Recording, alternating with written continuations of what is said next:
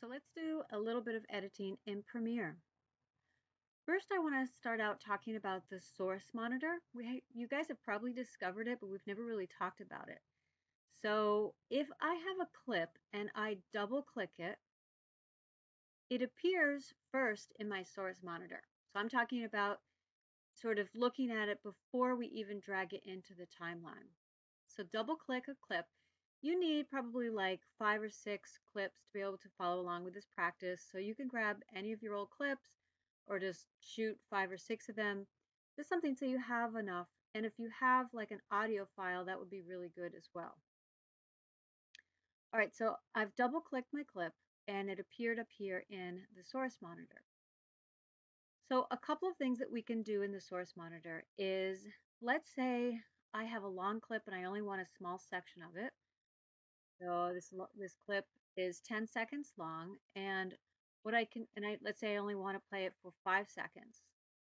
So I'm going to put my scrubber here where I want it to start, and I'm going to mark an endpoint. I can use the keyboard shortcut I or click on this little icon that marks an endpoint, and then drag my scrubber down to where I want it to end, and use the icon for marking an out point or click on the out.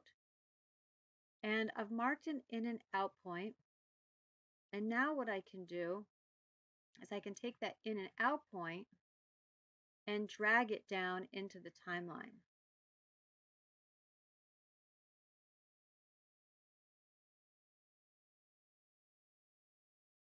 Okay, and what it dragged down was just the 5 seconds. All right, so I'll just do that again with another clip.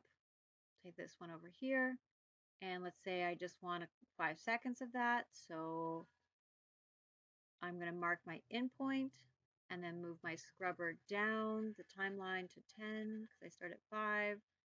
Mark my out point. I'm clicking on the thumbnail and I'm dragging that down to my timeline. And it just took 5 seconds. It didn't take the whole thing. So essentially you're doing some like pre-editing beforehand.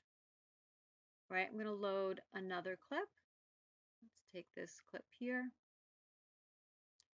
And let's say I want to have this clip and I just want to take the video. I don't want it to have the audio. So up right underneath the thumbnail, I have an icon for video and an icon for audio. So if I wanted just the video and no audio, I could drag that down, take just the video, and it didn't bring any of the audio down with me. So that's another cool thing you can do with this.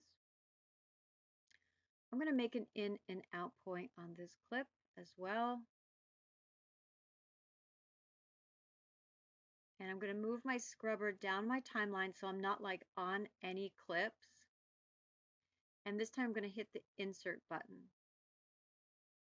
And it inserted, I put it up on a higher track, I'm not sure why, but it inserted my in and out point. So that's another way. So you could drag after you've made your in and out points, or you could use the insert button. One other thing that you might want to do if you have some longer clips, I'm going to load a different clip, is let's say you had a longer clip and you actually want to be able to use 2 different sections of it. You can make your in and out point. So I'm going to make my in point here and my out point here. I can make this into a subclip. So I went up to clip, make subclip, and it gives me a default name, which is fine. Click OK. And now down in my project pane, that's its own clip, which is also kind of cool. And I could drag that clip out onto the timeline. So it's its own. So if you had one that's like several minutes long and there actually were several different scenes within it, you can load it into the timeline. And now I'll make a new in point and a new out point. And I could drag this down, or if I want to keep going back to it, maybe I want to repeat it and make it its own clip. I go up to clip, make subclip. give it a name, and now here it is. So basically that one clip now has been made into, I still have the original up here. This is the original one. And then I have these two sub clips from the original that I made that I could drag out.